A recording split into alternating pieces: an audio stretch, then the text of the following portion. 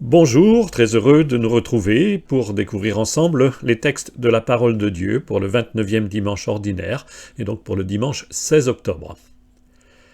Priez sans relâche. L'appel de Paul dans la première lettre aux Thessaloniciens résume bien le message principal que Dieu nous adresse ce dimanche. Cela commence avec la première lecture. Alors que le peuple de Dieu est attaqué par un ennemi dans le désert, nous verrons Moïse soutenir le combat des Hébreux par la prière. Au point qu'on peut se demander qui a gagné la bataille, les combattants ou celui qui supplie Dieu. La prière est aussi un combat, où le défi c'est de tenir bon et de prier sans relâche. C'est aussi le message que Jésus nous donne dans l'Évangile. Une nouvelle parabole nous demande de persévérer dans la prière. Il faut toujours prier sans se décourager, nous dit Jésus ce dimanche. Enfin, saint Paul, dans la deuxième lecture, invite Timothée, et nous avec lui, à se nourrir des saintes écritures qui sont inspirées par Dieu. Recevons donc cette nourriture, car c'est aussi par sa parole que Dieu nourrit son peuple. Et commençons par la première lecture.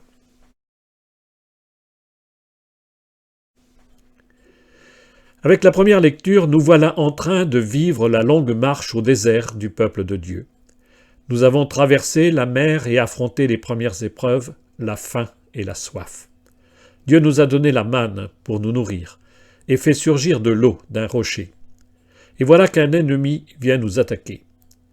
Josué, qui plus tard remplacera Moïse pour traverser le Jourdain et entrer dans la terre promise, prend la tête des combattants. En même temps, Moïse se met en prière, tendant ses bras pour supplier Dieu. Mais c'est fatigant de prier. Comment tenir bon tout au long de cette journée? Le récit de ce combat est raconté au chapitre 17 du livre de l'Exode, les versets 8 à 13.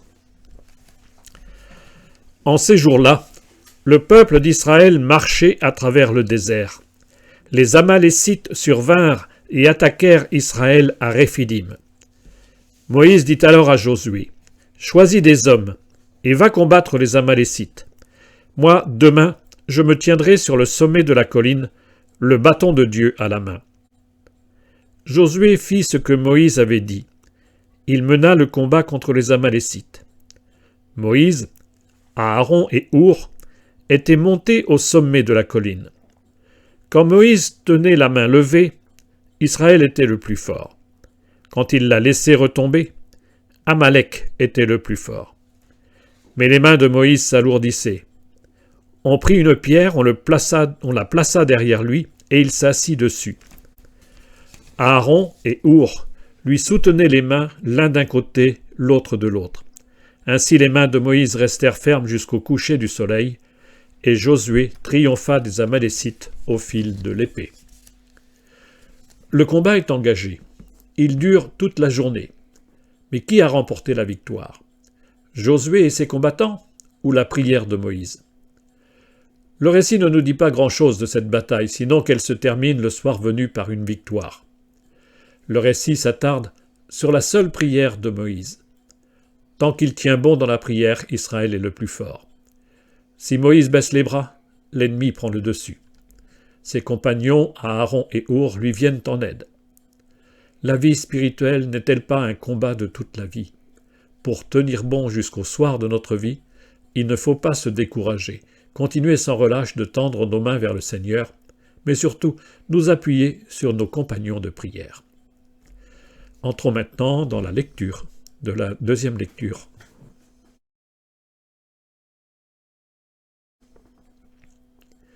La deuxième lecture propose encore ce dimanche un passage de la deuxième lettre de Paul à Timothée.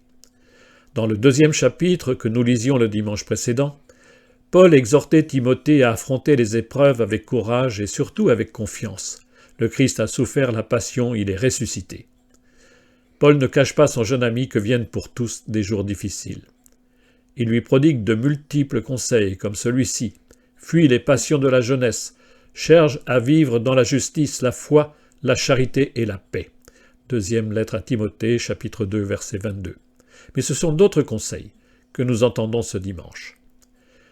Cette lecture comprend la fin du chapitre 3, les versets 14 à 17, et le début du chapitre 4, les versets 1 et 2.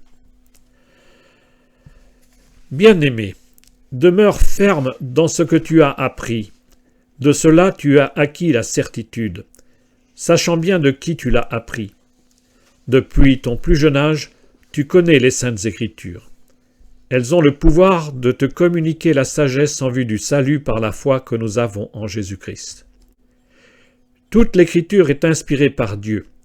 Elle est utile pour enseigner, dénoncer le mal, redresser, éduquer dans la justice. Grâce à elle, l'homme de Dieu sera accompli, équipé pour faire toutes sortes de bien.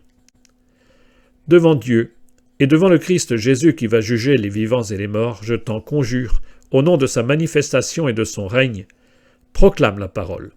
Interviens à temps et à contre-temps, dénonce le mal, fais des reproches, encourage, toujours avec patience et souci d'instruire. Timothée a reçu une bonne éducation. On sait que sa mère Eunice et sa grand-mère Loïs, mais aussi Paul lui-même, lui ont transmis une foi solide. On découvre cela au tout début de la deuxième lettre à Timothée, chapitre 1, verset 5. C'est à cela que Paul fait allusion au verset 14. Il attire alors l'attention de Timothée sur les Saintes Écritures. À cette époque, il ne s'agit encore que de ce que nous appelons aujourd'hui l'Ancien Testament. Les évangiles ne sont pas encore écrits. Pour enseigner la vraie foi à sa communauté, Timothée est convié à s'appuyer sur les textes anciens. La loi juive ou Torah, les livres des prophètes, les écrits de sagesse sont un guide sûr pour conduire sa propre vie et assurer sa foi. Mais c'est aussi la source de sa mission de chef de communauté que de proclamer la parole. Les conseils de Paul nous rejoignent aujourd'hui pour nous inciter vivement à nous nourrir de cette même parole. Des écrits du Premier Testament, comme nous l'avons fait avec le livre de l'Exode, mais aussi et surtout maintenant avec les écrits du Nouveau Testament. Alors laissons-nous instruire maintenant par la parole de Jésus dans l'Évangile de ce dimanche.